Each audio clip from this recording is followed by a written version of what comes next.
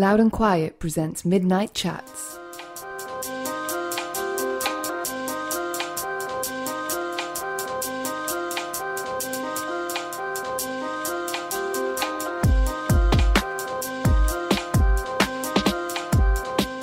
Hey, welcome to a special end-of-year edition of Midnight Chats. This is our 2016 end-of-year review.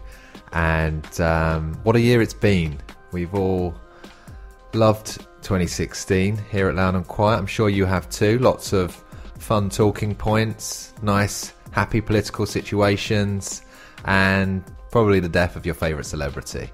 But on top of that, we launched this podcast. So we felt like with it being the end of the year, we should celebrate it in some way. So what we've decided to do is collect together 10 different anecdotes from some of our favourite episodes. We've done 17 now this year, and we're not going to play a clip from each of them, but we just selected 10. We could have been here all day if we'd selected every single bit that we loved, because essentially we've enjoyed getting this podcast up and running. And we're going to put them all together and play them now, essentially. For those of you who are familiar with Midnight Chats and what it is, it's the Loud and Quiet interview podcast. And myself, Stuart, and Greg, we take turns interviewing artists that we love and admire, and normally have something to sell at that point in time, if we're honest. And we have a long kind of informal conversation with them. So this is a bit of a different one. It feels strange being sat here with Greg because we're not normally on them together. No, exactly. This is weird that we're both here at the same time, because normally, you know, your episodes are your episodes and my episodes are my episodes. But let's get stuck into some of our little highlights. And we're going to start with one of yours, which is from the very first episode that we recorded. That's right, yeah. So the first Midnight Chats was recorded with an artist called Dave Okumu. He's a member of a London band called The Invisible, who I've been a fan of for a number of years. They've made, I think, 3 like really, really fantastic records. And when we were starting out with Midnight Chats, the whole point, the whole kind of aim was to speak to people who we admire, but also who have like an interesting story to tell. And Dave came into our office at Loud and Quiet one night to record this episode, the very first one. It was a cold February night, or maybe even a January night, as far as I can remember. And we had sort of very long kind of reflective conversation.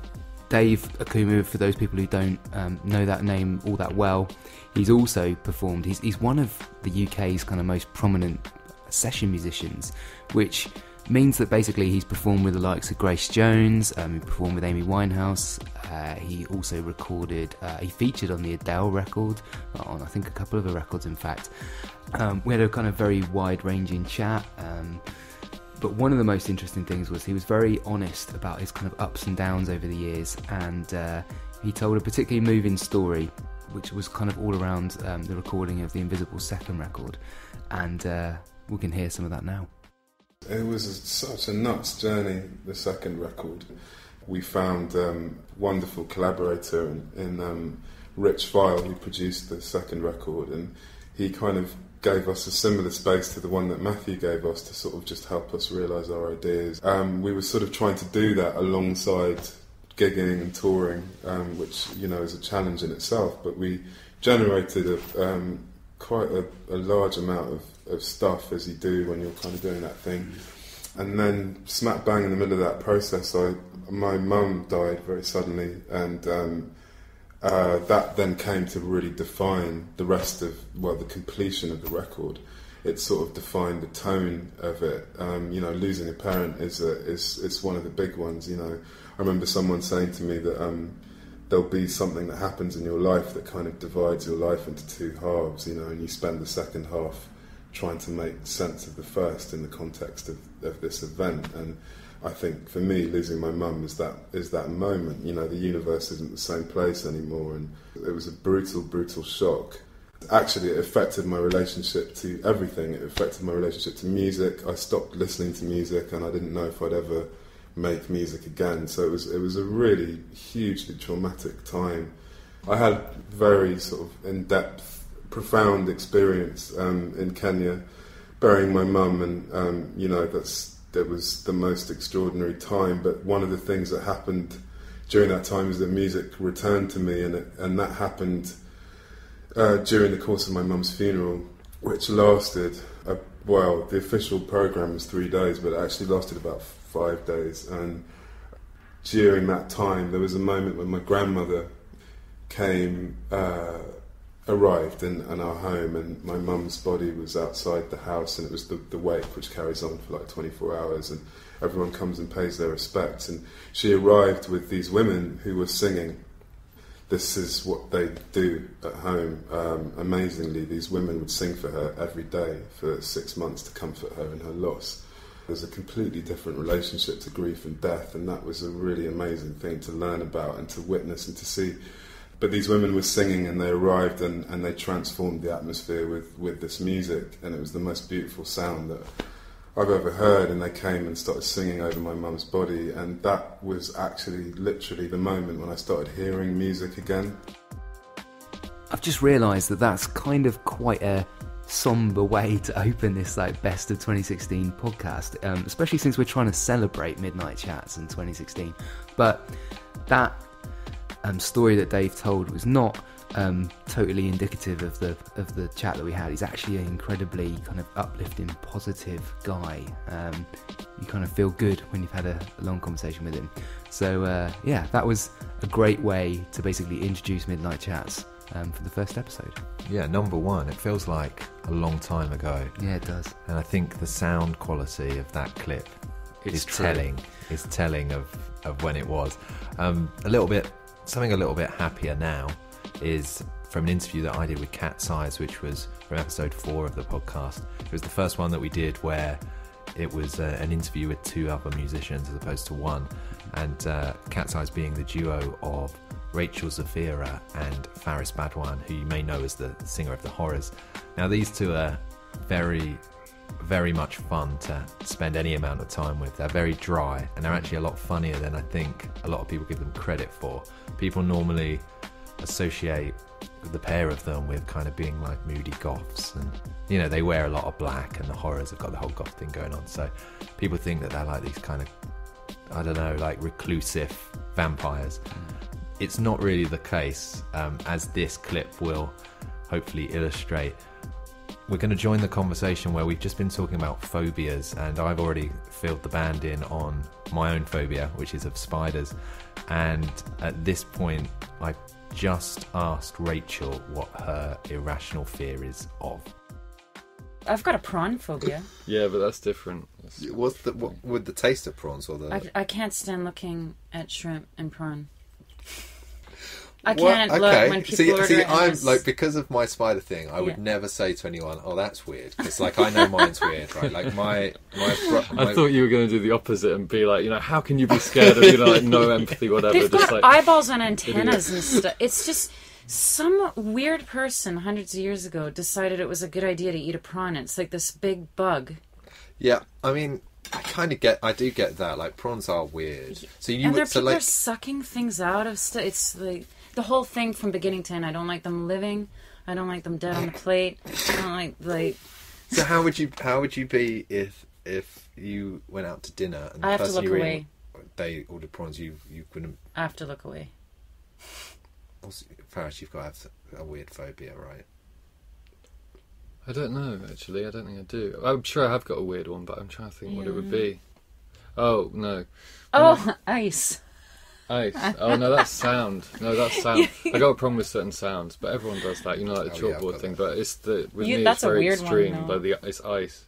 Well, the sound of some... Open the freezer. Just can't I can't describe what it's. This weird ice sound. Does my head in. I can't do it. Yeah, he has the to. ice cracking. No. No, it's like it's the drawer opening. No, it's something The touching freezer ice. drawer. It's the freezer drawer. Yeah. Yeah, I know. Can't handle it. Yeah. That's fair enough. Really? I mean, because of this spider thing, I always say to anyone, I say, that's fine. A friend of mine's scared of baked beans. But there was, did you ever see, Mint. if you look on I know, YouTube, so they it's have got a problem weird with mint. phobias. With mint. Yeah. Mint? Yeah. The taste of mint? Everything the about smell mint. of it, everything. Taste definitely, and the smell, but also the way it looks. There was someone on a show like Maury Povich or something, they were scared of pickles. And the show they great. brought out like a big thing of pickles, and she was like crying and stuff. It's really, it's worth cruel, watching. isn't it? Yeah. It makes you wonder if she would have a problem with sex. Oh my god. Don't you think it would be, mate? That would be, the first thing I would think. Is it like, No, what's because going on? for the same reason that spiders and crabs, it's about the pickle, not the shape of the pickle. Or When I was a What do you kid, think of, like... my little brother, one of my little brothers, was scared of inflatables. So, Oh yeah.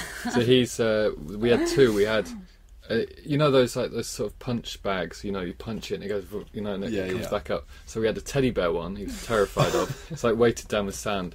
And then we had a Jake the Snake wrestler one, which had a small hole in it. So if you inflated it, it would be quite big, sort of like probably about 5 foot tall. But because it had a small hole, it would just sort of slowly deflate. And he really, the way it moved just terrified him. But I've managed to find one on eBay. I'm going to give it to him for his birthday. I wonder if he'd still be... He's now 27, so hopefully 26. But inflatable teddy, though, that's quite an odd one. Beans and pickles and inflatables. A conversation with Cat's Eyes there. That was number 4. If you want to go back and check that out, and let's face it, who doesn't want to listen to more of that? Gold. Interview gold there. Yeah, they're obviously, clearly not the miseries that some people perhaps think they are. Exactly. I think one of my favourite things about recording Midnight Chats this year has been that it's been a year of quite big news. You mentioned it at the start of the podcast, Stuart. Good news, lots of... all the good news, times. just non-stop good news, in fact. And so there's been a lot to talk about. The whole point when we started this podcast, the idea was that it was kind of like an informal, late-night style conversation, and therefore, generally the conversation can sort of go anywhere. For this episode, which was episode 9, Natasha Khan, otherwise known as Bat for Lashes, she came into the office and we recorded a midnight chat with her, and it was a few days after the European referendum in the UK, and obviously we had to talk about that. I am a product of multiculturalism and immigration, and my dad's from Pakistan and he met my English mum, and I was born, and that was because he was allowed to come and work in the country. And I feel like the cultural kind of richness and input that I had as a little girl going to Pakistan and living in England was so wonderful and so interesting, and has really made me who I am, and quite broad-minded because of that, and accepting of other people's beliefs and ways of being. And I feel quite open to any kind of religion or belief and way of living your life, because we're all global citizens and we have to coexist. And I think underlyingly, without getting into Brexit and all the, the details of what's happening, I think as an overall picture, for me what seems to be happening is there's a breakdown of old systems and traditions that aren't serving us anymore and are kind of irrelevant in terms of what we're facing as a global community, which I think are like huge issues about war and, war creating refugee crises and, the corporate and arms kind of role in all of those things, and globalisation and environmental issues that sorely need addressing, and just our general, I think what's happening is the population is having huge anxiety on a collective level about the fact that these old constructs that are like old dinosaur ways of doing things just haven't been serving us for so long, and we've been gripping on for dear life. And I do feel that even though it's going to be painful and it's confusing, I'm having major anxiety all the time. And I feel really raw and sensitive and kind of frightened and a bit sad, and finding it really difficult at the moment. But I think that's a symptom of all of these things breaking down, and if I'm to be sort of honest about it, I think those things do need to break down, and things might need to get worse before they get better. But I honestly think that this is the part where you're kind of pulling the plaster off, and it's like, and you're doing it really slowly, and it's like, I don't want to look at the wound. But there's been something festering for a long time, and the fact that there's racism on the streets and people are pissed off, and it's like all these things, and I just feel loads of compassion for everyone involved from all different sides, because whatever education you've had or whatever reasons you voted, or for whatever personal experience you've been having, we're all just grasping to keep our heads above water in a time that's full of change and flux and disintegration of some very old held beliefs and ways of doing things. And if we are to deconstruct those things, it's going to be painful, but I really believe that we need to, because we have to approach things differently and with more compassion and more tolerance and more foresight and more intelligence and communication. And it sounds idealistic, but I really hope that, you know, that is an opportunity we'll have. I think as much as hearing Bat for Lashes talk about her feelings on the subject of Brexit, also what I like about that and also about that podcast is you can just sort of still hear the sort of passion and the emotions just in her voice as much as what she's saying, because it was a very kind of like heightened time, wasn't it? It was very raw. Yeah, exactly. I think that's the right very word. raw time to be doing that podcast, wasn't it? Yeah, it was. But we seem to have... That's happened on a few occasions this year, isn't it, with different things? Yeah, so, yeah, I mean, I suppose... Brexit was the big thing that shook us up over this side of the Atlantic. And, of course, Trump was, meanwhile, destroying everyone's faith in humanity over there. And, I mean, that was strange here in the UK. If you're listening in the States to this podcast, it was strange here, but we can't even start to imagine what it must have been like for sane people in America. But another podcast that actually landed on that significant day was one that we did with Mike Skinner, and he came in on, it was the morning that Trump had been elected in UK time, and it was a strange old day, and everyone was obviously extremely depressed. And then Mike Skinner came by to really quite cheer us up with the longest podcast that we put up this year. It's episode 16, I think. Is that right? That's right, yeah. Yeah. And Mike Skinner, Greg and myself, we're both big fans of The Streets and of Mike Skinner, so we were really pleased to have him come in, and he doesn't do many interviews, so we were really thankful for him to come in.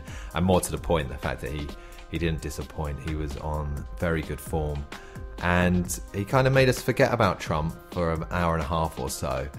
This bit I'm going to play now is where he's talking about his children. And the question I've just asked him is, do his two children, who are 5 and 7, I think, do they know what their father does for a living? It's really funny, actually. They did this video. It's a really cool thing. There's a company that comes in and interviews the children, and you basically buy a DVD off them. Wow, that's like... do you remember that TV show? I think it was like Chris Tarrant or something like that, and it was like they would interview the kids and the parents would have to answer questions about them. Do you remember that? Yeah, I'd say like ITV on a Sunday or something. What did so-and-so answer to this question we asked? Yeah, well, they don't ask you questions, obviously, but they interview your children. Okay. Well, once a year, like instead of the photo? Yeah. Well, they've only done it once. I think probably maybe once ever. But this company comes in, they interview your children on camera, and then they sell you the DVD. But it's actually really, really funny. Are you allowed to watch DVD first in that way? Like before you pay for it? Yeah. Do you remember when we were at school? Yeah. And they would. Hey, you'd have your photos. Oh, the photos. Yeah. Your mum would see it and go, no, we're not having that. Or yeah, we'll buy that. Yeah. No, you don't get that choice. Okay, it's a gamble. But yeah, it was really weird because I literally don't. They only get that stuff from their friends, really. I mean, they came to see me in Ibiza once. We were on holiday, and I was DJing at Ibiza Rocks, and they came. But yeah, I'm not really like, I don't really. I'm into like photography and stuff, and I take photos with them and stuff, but they don't know really what it is I do. What did you do? Yeah. But they interviewed them, and it was absolutely hilarious. They were like, what does your dad do? And Amelia's like, well, he's a rapper. And you could hear the people were like, okay, tell me about this. Like, what does that involve? And she said, well, it involves he has to go on holiday every week.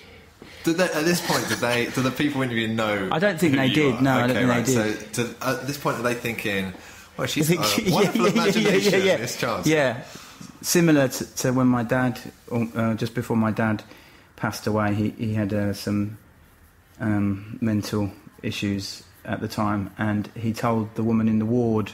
She called my mum in to the hospital ward and said, right, we just need to go over some of these things that Ron has been saying about you guys that are a bit strange.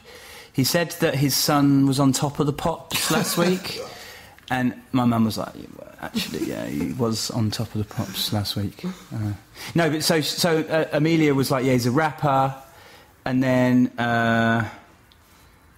they were like, oh, okay, tell me. And then she's like, yeah, he has to go on holiday every week. He goes on holiday. I'm like, all right, that's touring. That's. And then they said to my son, they said, do you know any of his songs? And they do it together? They're together. Yeah, they're together. Right? Yeah. It's not like they're cross-referencing, like a police interview. Yeah, it's not an interrogation. And they said, do you know any of his songs? And I'm thinking, and George was like, yeah. And I'm watching it. I'm like, I've never played you my songs. Like, where have you got this?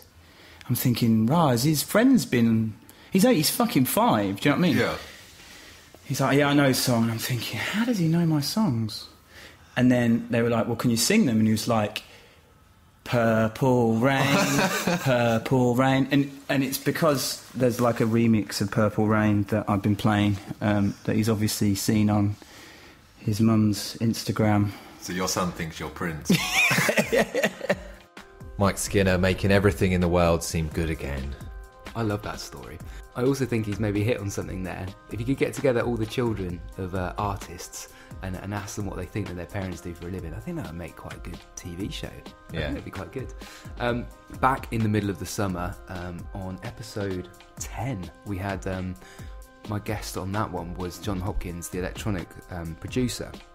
And I think what's been quite nice about doing Midnight Chats this year is that some people have really surprised us, like in terms of when we sat down with them, the stories they've told, their kind of sense of humour, just how they are as people. John Hopkins' music is it's very ambient, and it's quite, I guess most people could think it's quite serious, but John Hopkins himself is like actually a really quite funny guy. I really liked him. Very dry sense of humour. He was very tan, wasn't he? Yes. Because he'd just come back from the States, right? I remember him arriving and thinking, he looked well. Yeah, well, we recorded this on like the hottest day of the year as well. That's right. We're both pretty much just sat here sweating. But yeah, he just come back from the States. He'd played at Bon Iver's festival and basically turned that trip into a big road trip that he'd done with his friend, and it sounded like a lot of fun. He was talking about the re-release of his debut album, and obviously at the moment he's working on new material that he's probably going to put out in 2017, but he was saying that he finds it all quite stressful, and so we talked quite a lot about what he does to sort of relieve that sort of anxiety and that stress about making music, and we got onto the subject of transcendental meditation. Yeah, it's kind of life-saving, really, because you do it when you get up, and you do it again sort of after getting home from the studio. And the idea is that it refreshes you and divides the day, from work and not work. But like, such is the level of stimulation they get from writing music, it's not enough on its own. But you can tell it's doing a lot. And like, if you're wide awake at 5 a.m, you can do an extra one, and it will. Just the way thoughts go round and round at that time when you're not rested properly it's not fun, and you get a lot of kind of negative thoughts about the chances of finishing the record on time, all this kind of thing, and then you can just sit there and meditate, and it cuts through all that bullshit, and you go back to sleep, in theory. So it's sort of there's a practical way in which it provides rest for the brain, which means you are able to get on with work. But I've also noticed since I started doing particularly transcendental meditation, which I've been doing for a couple of years now, or 2.5 years, that there's an ease with which ideas come. It's like it's easier to think along more exciting pathways when I'm working on a sound, how a sound can change into another sound, which is one of the things I've always done in music, things morphing and things coming out of the background and changing into other things. I noticed a very, very specific new depth to that since I started meditating in this way, and so it brings new dimensions to what you're creating. Yeah, and when I first learned, I noticed that after a meditation, if you listen to a piece of music, you can almost feel a new layer of depth to it, like a new space that was behind the space where you thought it existed, and it's deeper, and it's like a field of sort of infinity beyond it. And on headphones particularly, I could hear the tails of reverbs from one sound or another sound that I'd never noticed before, and they would be miles away to the east or something, and become part of the landscape, really. And at the same time, it enhances your perception of colours. So, and it's fun. You get used to all that stuff after you've been doing it for a while, but some days you realise, wow, this red thing is really red. Yeah. And it is slightly more profound than I made it sound. But yeah, there's definitely some sort of growth of consciousness that occurs when you do it regularly. So, do those kind of like visions always appear in the same form? So with the music you're creating right now, if, like you say, it brings out extra dimensions and extra depth. When you listen back to a track, do you always kind of envision the same things, or does something different come out each time? No, things are amazingly different Okay. on each listen. For me, that's often been the case with other people's music. My stuff tends to, I know so intricately what's going on in tracks. I don't hear new things each time, but I was listening to this that Todd Terje track, Snooze for Love, which has been one of my favourite sort of Scandinavian techno things for years, and it's on first listen it's like, okay, this is it's a pretty melody, and there's no kind of, it's not particularly dirty, there's no real edge, it's very straight in timing, very kind of Nordic, and which is very satisfying to listen to. But I wouldn't have guessed that I would still be listening to that and thinking, I'd never noticed that little thing there, or the way that thing comes in, or the way that melody line always sounds so effortless, and yet it's changing all the way through. And I mean, there are not many tracks that do that to me, but that's definitely one of them. I might give Transcendental Meditation a go. Maybe that's a resolution for next year, to give that a go. He makes it sound really appealing. And I'm not going to say I've tried it, but I've tried, what's the other one? Just mindfulness. Just mindfulness. And it just kind of stressed me out. It had the opposite effect to what it should have. I think if you're going to do it, you need to set aside the time, and you need to really give it a go. I gave it a go for 20 seconds, thought about a phone call I had to make or whatever, and that was it. Right. It was over. So it didn't really work for me. Okay. Get into it. Good New Year's resolution. Definitely. I'm going to give it a go. Better than joining the gym. Probably more likely to do that. It's freer, man. It's true.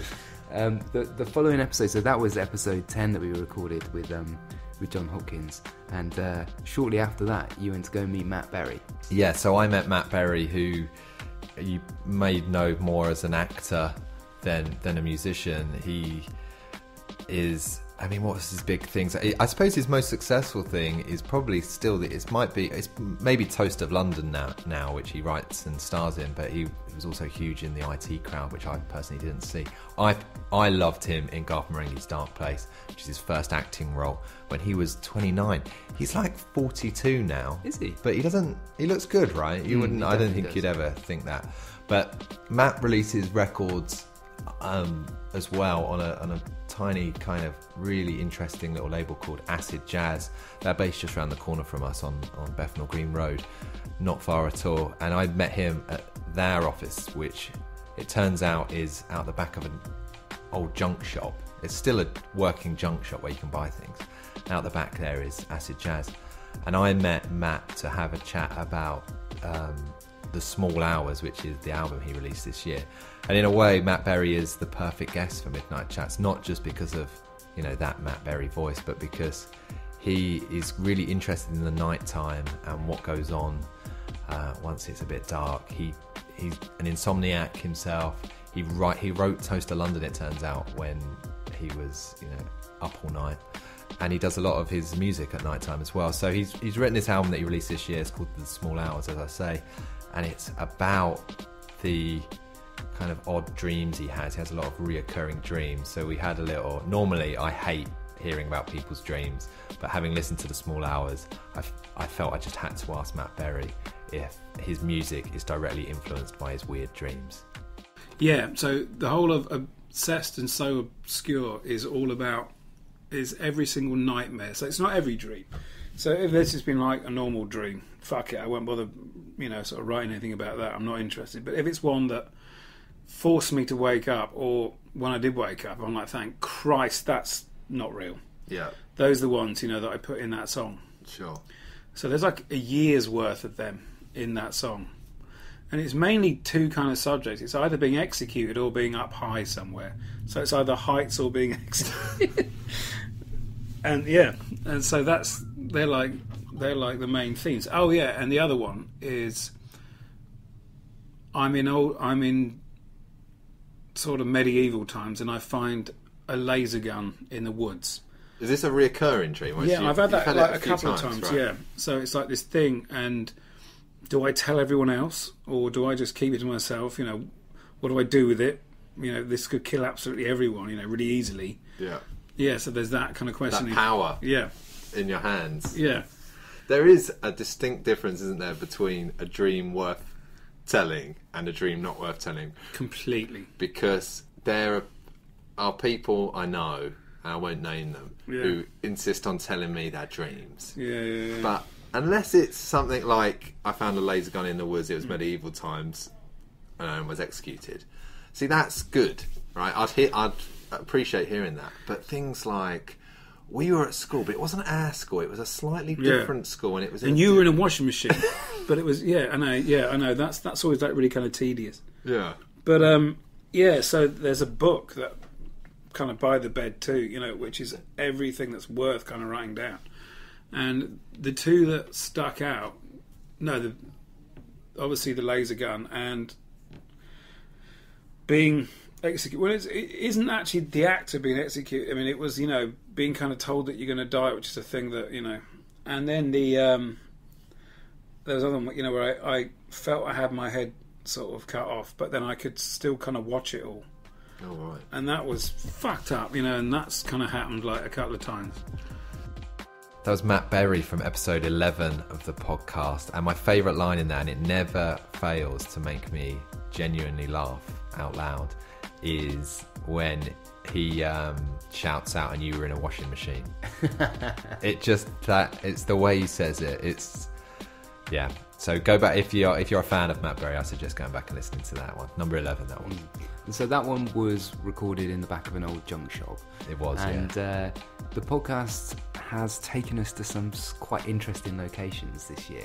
The majority of them we record in our office, loud and quiet, and but we have done a few out on the road, so to speak. And the next one we're going to play a clip of. I went to go and meet Ashley Walters, who is an actor, musician. He started off acting at quite a young age. He was in Grange Hill, which I found out in my kind of research into before going to meet him. Do you know what his character's name was in Grange Hill? I don't know. This would be way after our time of Grange Hill, right? Oh no. How old's Ashley Walters? Ashley Walters is in his sort of early to mid 30s. Yeah, it's after our time then, isn't it? Yeah. And I went to meet Ashley Walters it was at the South Bank Centre, which is next to the River Thames in central London, because he was going to be appearing as part of their Being a Man festival. He's talking about kind of contemporary masculinity. And he was a really interesting guy, because we talked about his acting at a kind of an early age, and then he was obviously part of So Solid Crew, that sort of notorious sort of collective pop act, who are absolutely enormous kind of back in the day, still playing together now actually. And then he's gone on to be in things like Top Boy, which has been a massive success. But what I really liked about this from the off was that Ashley turned up, not on his own. He turned up with his wife and his daughter, who I think was maybe like 2 or 3 years old, and his newborn son was literally 4 days old at this point, which I just thought, he's that relaxed that he just kind of takes everything in his stride. Before we start, I should probably say congratulations, because like just a few metres away from us, you've got your latest addition to your family. Yeah, River Waters in the building. Yeah. It's his first interview with me. How are you feeling? I'm feeling good, man. I'm feeling good. You know, like at the end of the day, this is child number 8 between me and my wife. So, you know, we're kind of dab hands at at being parents, I suppose. But obviously, every new addition is like is a blessing. Yeah. And you learn in every day as a father as well. You never know everything. You know, I think the minute you feel that there's nothing more to learn, and you stop growing as a person, as a parent, I suppose, as well. Yeah. So yeah, I mean, I feel blessed. I just feel blessed that I've got like such a big family, and you know, that I'm able to take care of them in the way that I do, and that, you know, I can support their futures and their wants and what the things that they want to achieve. And I suppose that you know, my whole aim is to just do as much as I can, or maybe better than my parents did for me. Not saying that they didn't do great for me, you know, but I always want to try and achieve. So yeah, I mean, it's just the way I look at it is onwards and upwards, and it's just River is just another reason for me to push myself further. Yeah, we all look remarkably fresh, given that like you're still in the first few days. My wife does. Yeah, I don't know about me. We've got your little girl there watching some Peppa Pig as well. She's a Peppa Pig fanatic. Do you spend hours upon end watching Peppa Pig? I spend hours and then watching Peppa Pig. I spend pounds and pounds on Peppa Pig merchandising. Well, she's got everything. And look, the backpack's down there. Got a Peppa Pig t-shirt, headphones, like everything. Forget Beats headphones. Look at those. Yeah, they're cool. So Phil Davis owes me a bit of pee. He owes me a bit of money, and he's the writer of Peppa Pig. I think the guy who owns it. You're paying his mortgage. Yeah, probably. I'd like to come to eat. The least he could do is give me a call and say, bring her around, you know, give her a free teddy or whatever, and just show some love, to be honest. So Phil, if you're listening, holler at me. Sort it out. Yeah.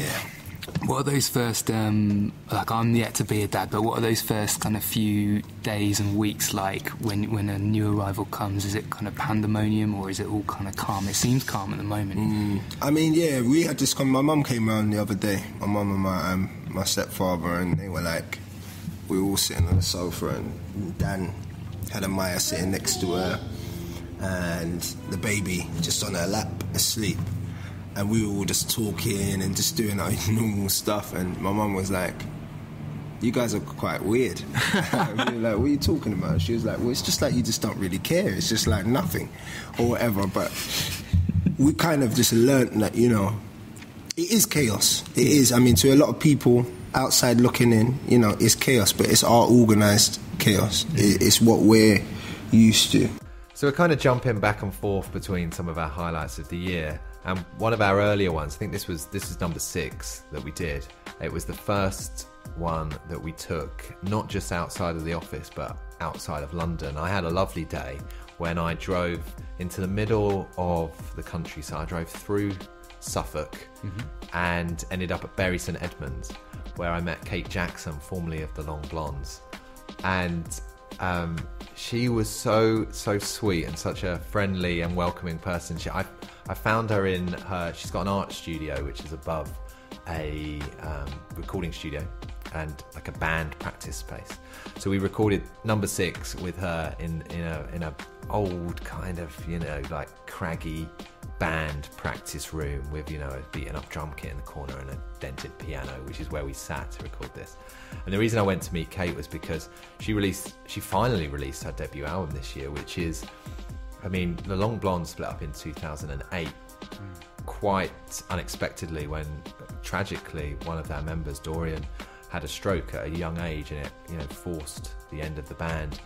And it's taken all that time for Kate to go away and do something completely different, and then come back, and finally she's released a record this year which she wrote and made with Bernard Butler, which itself is an interesting story. But this bit that I'm going to play is when she fills me in on what it was like to finish the Long Blondes, and then she took the quite extreme decision to move to Rome. I mean, I had a few sort of false starts with trying to get things released, but it was so difficult, and I was becoming increasingly disillusioned with all of that, and didn't know whether I wanted to carry on doing music. And I'd always wanted to do art. I went to art school, and I felt during the Long Blondes I just didn't have time to kind of pursue that as an interest, as a creative interest. Even though I wanted to, I was kind of constantly taking photos, thinking one day I'll get to use these as source material for my paintings when I do it, and I hadn't done it. So, and it just sort of coincided with me meeting a man and falling in love and all that stuff. And I moved to Rome with him, and it was. Is he from Rome? He's from Sicily. He's from Sicily. And I moved to Rome and was just in love for 4 years and had a lovely time. Yeah. And developed my painting while I was there. So what was Rome like as a place to live? It's beautiful and it's very slow, actually. The pace of Rome is completely different to the pace of the UK. Everything happens at different times of the day. It was quite hard to get used to that. So the day tends to start a bit later. Everybody goes to work around 10. In the music industry, all the people I knew were kind of Roman music industry people, so they were booking agents and label bosses and journalists and artists and people like that. So they all start at like 10. They have lunch at about 2, 3, and then work until 9, 10 at night, and then go out for dinner.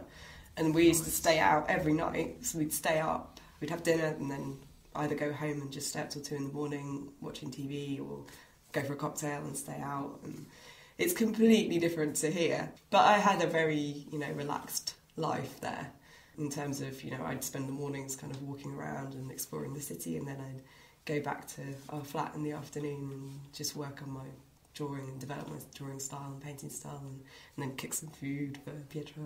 And I mean, it was very nice. It sounds very nice. This sounds like a very idyllic life that I would like to sign up to. I know, but... Go on. Yeah. But... I was bored. Were you? Yes. At what point did you go? You were there for 4 years, right? Yeah. So at what point did you think, I can't do this forever? Probably not till the last year. Okay. So 3 years is a good... But 3 years for the first 3 years, for the first 2 years, certainly, I wasn't there all the time. I was coming back to England often. And it was only the last couple of years that I was there most of the time. And it was then when England gets further and further away. And what you consider to be the life you'd imagine for yourself as a child is suddenly just not there, and you haven't got any of the safety nets that you have at home. Things like the NHS, things like your family networks, your friendship networks, just familiar things like the colours of England, the seasonal changes. Oh my God, I would cry at news footage of the Queen on the telly. I mean, I cry at that. I bet you do. So do I now, but not for the same reason. I tell you what I've really enjoyed about doing the podcast this year and going out and meeting all of these people, these artists, are the sort of little facts that you discover about them. Very early on, I think it was episode 3, we recorded with Saul Williams. He's an artist, an activist, a poet, rapper, he's everything, Saul Williams. But in the run-up to meeting him, I realised, or discovered rather, that he's a leap year baby. So he only gets a genuine, authentic birthday once every 4 years. And it was, I think maybe the week after that we met, that he was celebrating his birthday. So that makes him he's about 10. Is that officially he's 10? Yeah, I think he says it in the podcast. I can't remember. He's still... Or 36. Yeah. My 4 times table's not very good. Is that right? One of those like two. That. Yeah.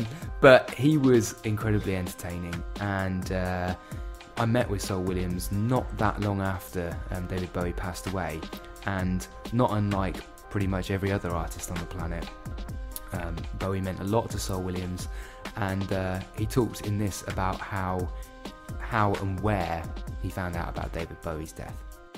I guess I'll just tell you what happened to me that night. I was working on a treatment for an idea related to Martin Luther King, and so I was sitting at the table, and for some reason I looked at socials, and I saw a friend tweet something like, "Yo, this Bowie album," because it had just come out that week. Black Star. Yeah, but Black Star is amazing, and I'd already listened to it. I listened to it a few times, when the day it came out.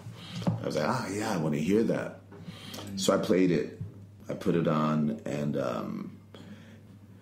then that same friend, it's DJ Peabody, who's Flying Lotus's DJ, right? He emailed me about his podcast, and I wrote him back saying, yo, because he didn't know I had read his tweet and that I was listening to Bowie as a result. So I was like, I texted him back, where the fuck did Monday go? Because I was listening to that song, Girls Love Me, and I had listened to that song 3 or 4 times in a row.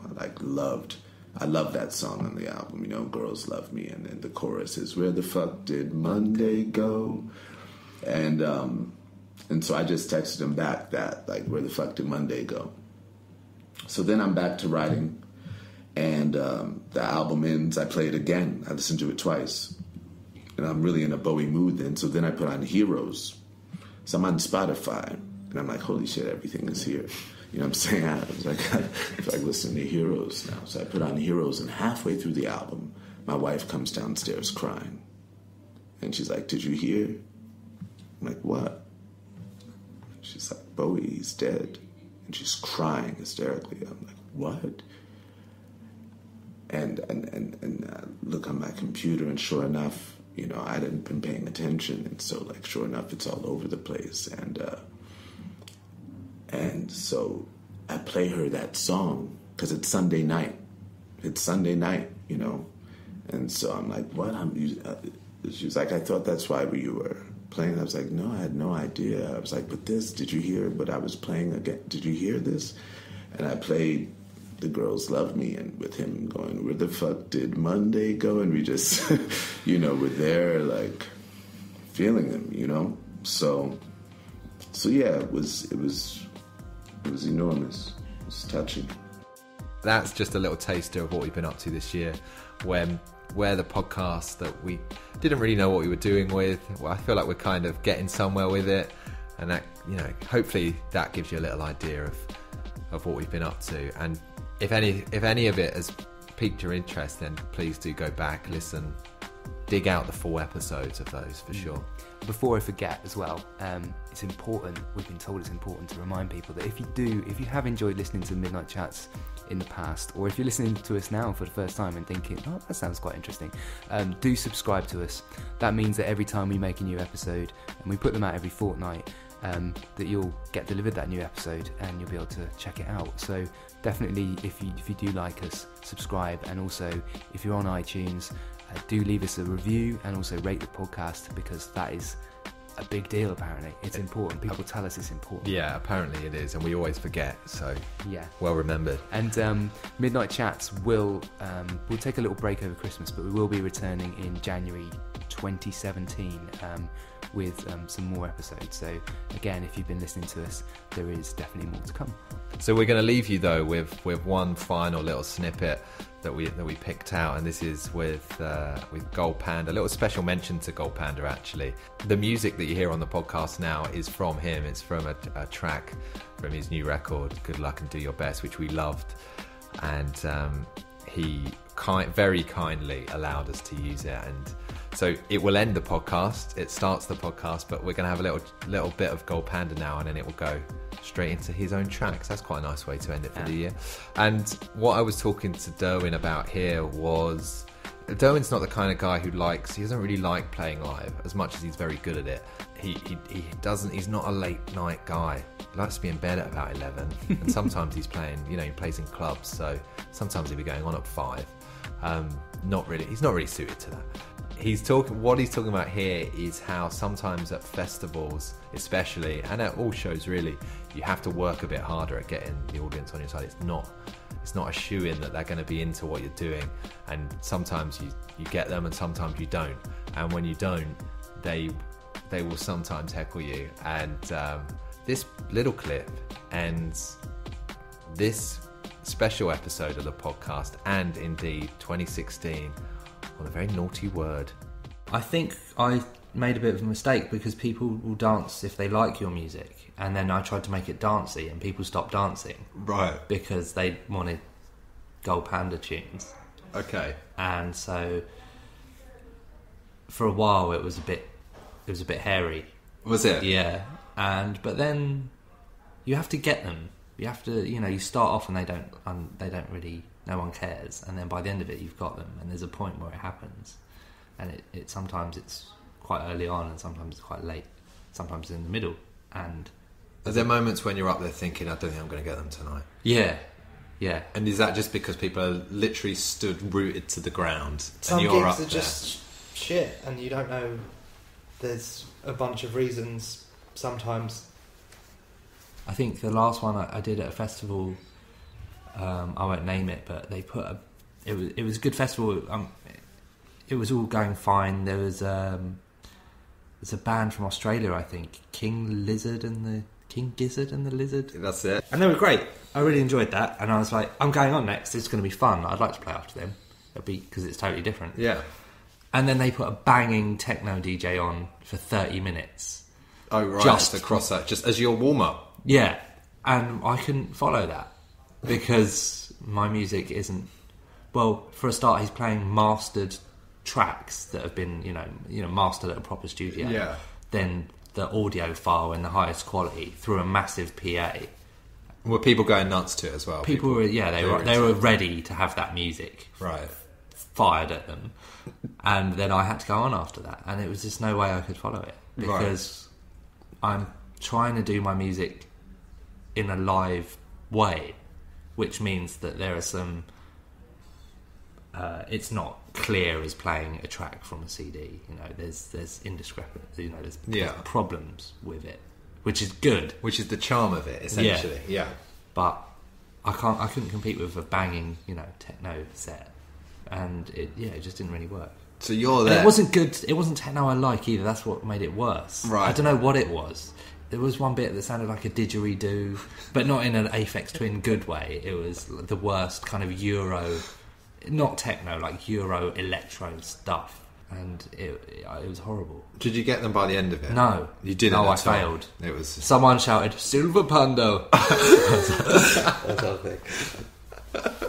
That's a great heckle, though. That's a good one. There was one. Where was it? I think it was Moog Festival, a long time ago, and I got them at that one, and that was good. And it went off, and it was really fun. But at the start, as I went on, someone went. Golden penis or something like that.